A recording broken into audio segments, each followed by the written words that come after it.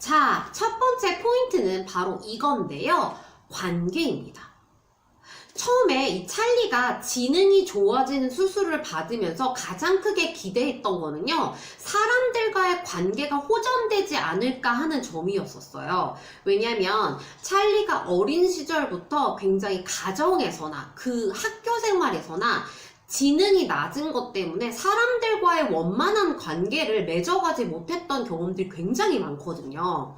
게다가 이 집안에서 특히 이제 부모님, 엄마와 아빠, 그리고 새로 태어난 여동생, 이 간의 관계에서 찰리가 그러한 장애를 가졌다는 것이 가족이라는 울타리를 붕괴하는데 하나의 원인으로서 작용을 하게 됩니다. 그래서 스스로는 거기에 대한 굉장히 큰 자괴감을 가지고 있어요. 그러다 보니까 이 수술을 더욱더 원했던 것은 그거를 통해서 뭔가 자기가 그러한 관계를 회복할 수 있고 앞으로 맺어나가는 관계는 뭔가 건강하고 정상적인 것일 수 있겠다라는 기대감에서였거든요.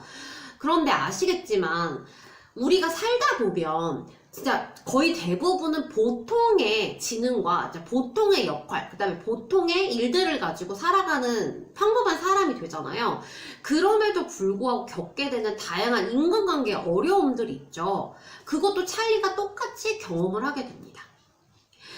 찰리가 원래 그 큰아버지가 소개해준 빵집에서 굉장히 오랫동안 근무를 하게 돼요. 그러면서 만나게 된 동료들이 있는데 이제 이 찰리가 지능을 정상으로 회복하고 나서 돌이켜보니까 그동안 자기가 잘해준다고 생각했던 동료들이 실은 찰리를 가지고 장난을 굉장히 많이 쳤었던 거였어요. 그 중에 뭐 좋은 사람도 있지만 그거를 악용해서 자신의 실수를 무마하거나 그냥 놀림거리로 하려는 사람들이 꽤 있었거든요. 그게 지능이 좋아지면서 알게 되니까 그 사람들과의 관계가 삐그덕대기 시작합니다. 점점 이성적으로 그 사람들을 바라보게 되는 거죠. 그리고 그 사람들도 그 전까지는 찰리가 조금 지적 장애가 있기 때문에 뭔가 이제 약간 만만하게 보거나 편하게 생각해서 스스럼 없이 친근감 있게 다가섰던 부분들도 있는데 이제 일반인과 다를 바 없이 변해버리니까 약간 거리를 두게 되고요. 지능이 점점 높아짐에 따라 굉장히 어려워하게 돼요. 그래서 찰리가 큰 잘못을 하지 않았음에도 불구하고 왕따 비슷하게 약간 말을 먼저 섞지 않으려고 하는 그런 경향들이 보이거든요. 그래서 그런 것들을 통해서 찰리는 굉장히 실망을 하게 됩니다. 내가 지능이 좋아지면 사람들과 정상적인 관계를 맺을 수 있었을 텐데 내가 지능이 좋았다면 가족들과도 이런 문제가 없었을 텐데 라는 그런 고민과 바람에서 시작된 일들이었지만 자기가 그렇게 되고 보니 그렇지 않다는 거를 여실히 깨닫게 돼요. 그래서 이러한 포인트를 통해서 작가는 그런 걸 얘기하고 싶었던 것 같아요. 사람들과의 관계 맺음에 있어서 중요한 것은 그 사람의 지능이나 직업적인 위치 그런 것들이 아니다. 그 사람이 가지고 있는 고유의 성격, 고유의 매력에 의한 것이다 라고 말을 하고 싶었던 것 같아요. 그래서 나중에 지능이 악화되면서 오히려 찰리는 다시 빵가게에 취직을 하게 되고요. 많은 사람들과 원만하게 지내는 모습을 보이게 됩니다. 그래서 그런 거를 통해서 사람들과 맺는 관계는 과연 어떠한 토대 위에 마련되어야 되느냐 그런 것들에 대해서 생각해 볼 기회를 주게 되는 것 같아요. 저도 그런 생각을 사실 많이 하게 됐어요. 그러니까 찰리가 지능이 낮았을 때는 뭔가 자기가 존경하고 좋아하고 친해지고 싶은 사람들이 굉장히 많아지거든요. 근데 오히려 지능이 높아지고 자기와 대화가 좀 통하는 사람들이 바운더리가 점점 좁아지게 돼요. 그래서 더욱더 자신을 고립시키게 되거든요. 그래서 그런 거를 통해서 많이 배우고 내가 멋진 일을 하고 사회에서 뭔가 높은 위치를 차지하는 게 사람들과 같이 살아가는 데는 큰 도움이 되지 않을 수 있겠다라는 것을 개인적으로 느꼈습니다. 그리고 우리가 회사를 다니다 보면 사장님이 제일 부럽잖아요. 근데 거꾸로 보면 사장님은 사원들이 좀 부럽다고 얘기를 많이 하시는데 그 이유가 사장님이 되는 순간 사원들과 친해질 수가 없죠. 대신에 사장님이 아니라 사원이 되면 많은 사원들과 좀 친하게 지낼 수 있잖아요. 그런 점들이 조금 역설적이게도 뭔가 내가 돈을 많이 벌고 지위가 높아지면 거꾸로 외로워질 수 있다라는 거를 좀 보여주게 된 것 같습니다. 그러면 두 번째 포인트를 소개시켜 드릴 건데요. 인간에 대한 존엄성입니다. 사실 인간 또는 동물 이 두 가지를 모두 사실 이 책에서 다루고 있다고 봐도 될 것 같은데요. 원래 원제가 엘저넌에게 꽃을 이라고 말씀드렸잖아요. 근데 왜 엘저넌이라는 이름이 나왔을지가 좀 궁금해 하실 것 같은데, 엘저넌은 여기서 이 찰리랑 같이 실험을 봤던, 그 다음에 경쟁을 하던 실험용 하얀색 쥐를 말해요. 그래서 이 찰리가 점점 자신의 실험이 진행됨에 있어서, 또는 이제 지능이 좋아졌다가 나빠짐에 따라서 이 엘저넌이라는 쥐의 자신의 마음 또는 자신의 처지를 굉장히 이입해서 생각하게 됩니다. 사실은 우리가 실험용 쥐라는 동물을 가지고, 생명체를 가지고 실험에 이용한 거잖아요. 그리고 나중에 보면 나오지만 이 실험이 끝나고 난 뒤에 더 이상 엘저넌이 필요가 없어질 때 사람들은 과연 이 생명체에 대해서 어떻게 대하는가를 보니까 이거를 더 이상 존중하지 않는 거예요. 그래서 그런 거를 통해서 찰리도 똑같이 느끼게 되죠. 아, 나도 어쩌면 엘저넌과 같은 그런 취급을 받을 수 있겠구나. 사실은 찰리가 지금 굉장히 똑똑해지고 뭔가 사회적 역할을 할 가능성이 크잖아요. 그런데 만약에 그렇지 않다면 쥐만도 못한 사람으로 취급될 수 있다는 거죠. 그래서 그런 것들을 좀 느끼게 되고요. 그리고 사람을 뭔가 대하는 태도에 있어서도 이 사람이 가지고 있는 어떤 백그라운드를 가지고 대하는 것이 아니라 그 사람의 본질을 가지고 대해야 되는데, 그렇지 않다는 거를 찰리는 이 실험을 통해서 알게 됩니다. 앞서 말해드렸던 관계랑도 좀 연관이 있을 것 같은데요. 찰리가 그리고 지적 수준이 낮았을 때는 인간으로서 존엄을 받는다는 느낌은 사실 크게 못 받았어요. 얘는 뭔가 우리가 도와줘야 되고 우리보다 하등한 존재고 분명 똑같은 인간임에도 불구하고 그런 생각들을 사람들이 했단 말이죠. 근데 이 찰리가 똑똑해지고 난 다음에는 우러러보고 존경하게 되고 오히려 좀 무서워하게 돼요. 그래서 과연 이 사람들이 인간의 존엄성이라는 것을 애초에 가지고 있었느냐, 지키고 있었느냐에 대해서 물음을 던지게 되는 것 같아요.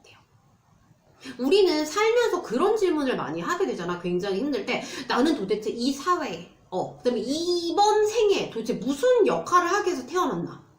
근데 잘 생각해보면 우리는 어떤 역할을 하기 위해서 태어난 게 아니잖아요. 그냥 우린 태어난 거죠. 태어난 그 자체로서 우린 소중한 거거든요. 근데 자꾸 거기에 어떤 역할을 하는지에 따라서 내가 뭔가 대우받을 수 있고 뭔가 그게 나의 그 인간으로서의 뭔가 표피가 되는 것 같고 그런 것들을 자꾸 생각하게 되잖아요. 근데 사실 그렇지는 않다는 거죠. 태어난 자체, 뭐 인간으로 태어나던 식물로 태어나던 동물로 태어나던 그 자체로서 존엄한 것인데 우리들은 그런 거를 잊지 않았나, 그런 것에 대한 질문, 화두를 던지는 그런 포인트가 될 것 같습니다. 그럼 세 번째는 무엇이냐면요, 바로 선과 악입니다. 저는 이 작품을 보면서 가장 크게 느꼈던 거는 선한 사람도 악해질 수 있고 악한 사람도 선해질 수 있고, 그래서 우리가 흔히 성선설, 성악설이라고 부르는 게 있잖아요. 사람은 태어날 때부터 선하게 태어난다, 또는 사람은 태어날 때부터 악하게 태어난다. 그게 100% 적용될 수 없겠다라는 생각을 했어요. 보시면 알겠지만 이 책 속에 찰리를 중심으로 해서 나오는 인물들이 굉장히 많거든요. 찰리를 실험을 통해서 뭔가 자신의 욕망이라든지 또는 사회적 지위를 향상시키고자 하는 박사님들이 나오고요. 그 다음에 찰리랑 같이 일하면서 찰리를 뭔가 희화하고 놀리는 그런 동료들도 나와요. 또한 찰리를 고용하고 계속 지켜봐준 사람도 나오고요. 그 다음에 찰리에게 처음 글을 알려준 사람이면서 나중에 이제 연인관계처럼 발전하는 이제 선생님도 나옵니다.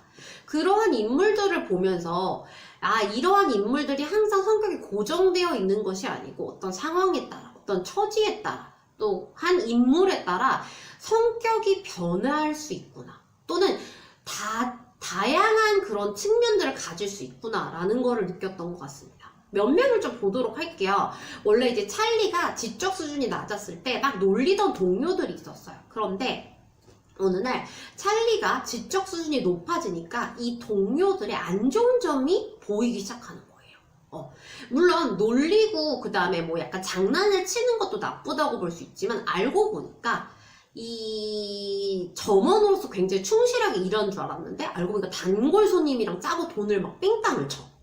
횡령을 해. 그런 모습을 보게 된 거죠. 근데 나중에 이렇게 나쁘다고 생각했던 인물이 오히려 또 찰리가 지능이 다시 원래대로 돌아왔을 때 두둔하고 잘해주는 모습을 보이기도 해요. 그래서 우리는 과연 사람을 판단할 때 선과 악의 기준을 명확하게 둘 수 있는가? 그렇지 않다라는 거를 작가가 보여주는 것 같고요. 사람은 꼭 한 가지 성격 또는 한 모습만 가지고 있는 게 아니라 다양한 모습을 가질 수 있다라는 거를 시사하게 되는 것 같아요. 선한 면도 있을 수 있지만 반대로 뒤집어서 보면 악한 면도 있을 수 있고, 악하다고 생각했지만 뒤집어서 보면 처지에 따라서 악하게 행동한 것일 수도 있다. 그런 것들을 보여주는 것 같거든요. 그리고 이 찰리의 부모님들도 그래요. 찰리가 이러한 실험이 진행돼서 지능이 높아짐에 따라 예전의 기억이 조금씩 돌아오거든요. 근데 예전의 기억에 의하면 사실 찰리의 부모님들은 옳지 않은 인물이에요. 그러니까 어떻게 보면 부모로서 역할을 다하지 못하고 미성숙한 인간 또는 찰리를 버린 나쁜 사람, 특히나 여동생 같은 경우는 찰리를 내쫓게 만든 이제 장본인이라고 볼 수 있거든요. 그런데 찰리가 직접 그 부모를 만나러 가보니까 실은 그렇지 않았던 거죠. 여동생도 사실 어렸을 적에 무슨 생각이 크게 있겠어요. 사실 저도 옛날 생각을 돌이켜보면 굉장히 철없고 너무 약간 1차원적인 그런 행동을 또 했었던 때가 있거든요. 왜냐면 경험이 너무 없으니까. 여동생도 그랬던 거죠. 알고 보니까 찰리는 집안에서의 여동생 모습만 봤었는데 밖에서는 그러한 지적장애를 가진 오빠를 두었다는 이유만으로 친구들한테 따돌림 당하고 맨날 학교에서 미움을 받았던 거예요. 그러니까 찰리가 싫었겠죠? 그래서 엄마한테 오빠 때문에 너무 살기가 힘들어, 너무 괴로워, 이런 것들을 계속 어필하다 보니까 엄마는 그래 딸이라도 지키기 위해서 나중에 찰리를 그런 기숙학교에 보내게 돼요. 근데 다시 돌아와서 보니까 어머니는 약간 기억상실, 치매 같은 걸 앓고 계시고 여동생은 자기가 그런 행동을 했다는 것을 기억하지 못합니다. 근데 찰리의 말을 듣고 미안하다고 얘기를 하게 돼요. 아버지를 볼까요? 아버지는 찰리의 기억 속에서 그나마 굉장히 바르고 선량한 인물로 나오거든요. 근데 다시 돌아가서 아빠를 찾아갔을 때 아빠는 찰리를 알아보지 못해요. 그래서 그런 것들을 통해서 과연 우리는 인간을 어떠한 잣대로 감히 판단할 수 있겠느냐라는 저자의 생각을 조금 읽어볼 수 있는 것 같겠더라고요. 그래서 이 빵가게 찰리의 행복하고도 슬픈 날들은요, 생각할 거리가 진짜 많은 것 같아요. 그래서 난이도 같은 경우에는 모든 분들이 쉽게 읽을 수 있을 만한 소설은 아니라고 생각하거든요. 사실 두께도 조금 두껍고요. 안에 내용을 보다 보면 여백도 별로 없어요. 이렇게 보시면 알겠지만 여백도 별로 없거든요. 그래서 초심자한테는 조금 권해드리기가 힘들 것 같고요. 그래도 나는 책을 조금 어느 정도 봤어 하는 한 중상 또는 중급 정도의 레벨에 해당되는 독자분들한테 소개시켜 드리고 싶은 책입니다. 그러면 이 책 속에서 제가 읽었을 때 너무 마음이 아팠던 구절을 조금 소개시켜 드리도록 할게요.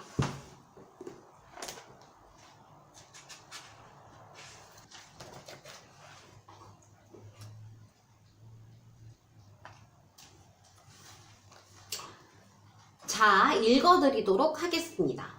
나는 연구보고의 증거자료로서 이곳에 온 것이고 따라서 전시물로 제공되는 것쯤은 각오하고 있었지만 그들은 모두 나를 학계에 새로이 발표되는 신종동물인 것처럼 얘기하고 있었다. 이 방에 있는 사람들 중에 나를 한 인간으로 생각하는 사람은 하나도 없었다. 엘저넌과 찰리 또는 찰리와 엘저넌이라는 식으로 나란히 짝을 지워 부르고 있는 것을 보면 그들이 우리들을 실험실 밖에서는 존재하지 않는 한 쌍의 실험동물로 생각하고 있다는 것이 분명했다. 하지만 분노보다는 무언가 잘못되었다는 생각이 내 머리에서 떠나지 않았다. 이거는요, 찰리가 그 발표 학회를 참석하게 돼요. 왜냐면 성공적인 사례로 이제 사람들 앞에 보여지게 되는데 거기서 그런 박사들이 그런 얘기를 해요. 실험실 이전의 찰리는 마치 인간도 아닌 것처럼 얘기를 하거든요. 그래서 그런 거를 듣다 보니까 찰리는 분노가 생기는 거예요. 내가 이렇게 지능이 높아지고 똑똑해진 건 정말 좋지만 그 전에 나도 분명히 찰리였고 지금의 나도 찰리인데 사람들은 그렇게 생각하지 않았네? 라고 생각을 하게 되는 거죠. 그러면서 엘전원을 탈출시켜서 데리고 가게 됩니다. 그래서 어떻게 보면 가장 크게 이 사람이 이성적으로 각성했다는 걸 좀 느낄 수 있는 부분이었던 것 같아요. 그리고 친구에 대한 소중함을 느낀 부분도 좀 나와 있거든요. 바로 읽어드리도록 하겠습니다.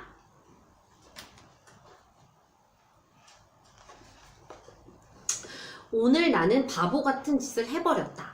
나는 이제 전처럼 이제 성인센터에 키니언 선생님 반이 있는 것이 아닌데 그것을 잊어버렸다. 죽냐? 할게요. 그래서 나는 안녕하세요 키니언 선생님, 오늘은 공부하러 왔는데 지금까지 사용하던 책을 잃어버리고 말았어요 하고 말했다. 선생님은 울면서 교실에서 나가버리자 사람들이 나를 쳐다보았는데 대부분 나하고 같이 공부하던 사람들이 아니었다. 이거는 무슨 얘기냐면요, 키니언 선생님은 찰리가 지적 수준이 낮았을 때부터 그를 가르쳐 주신 분이세요. 그런데 이 실험에 참여한 걸 알고 굉장히 걱정을 많이 하거든요. 왜냐하면 안 좋아질 수 있고 좋아진다 하더라도 상황이 많이 바뀌게 되잖아요. 그 과정을 옆에서 오롯이 다 지켜본 사람인데 마지막에 다시 악화가 된 상태에서 찰리가 그 센터를 다시 찾아가게 되는 거죠. 그러면서 자기가 들었던 교실에 가서 얘기를 하는 거예요. 그러니까 이 선생님은 울면서 나가게 되죠. 아, 찰리가 다시 예전으로 돌아가게 되었구나. 그러면서 얼마나 더 많은 고통을 겪게 될까, 그런 생각을 하게 되는 거죠. 그래서 이런 거를 통해서 굉장히 짠한 작품으로 다가오게 되는데요. 두께 또는 여백이 없다는 거, 그 다음에 다소 많은 양을 조금 정복하시면요, 이 빵가게 찰리의 행복하고도 슬픈 날들은 읽는 독자분들에게 굉장히 많은 메시지를 좀 전달할 수 있을 것 같아요. 그래서 저는 꼭 한번 추천해 드리고 싶고요. 그래서 오늘은 생각할 거리가 많은 작품을 가지고 여러분들을 찾아뵙습니다. 그럼 다음 시간에는요, 또 재미있고 유익한 작품을 가지고 찾아오도록 하겠습니다. 다음 시간에 만나요. 제발!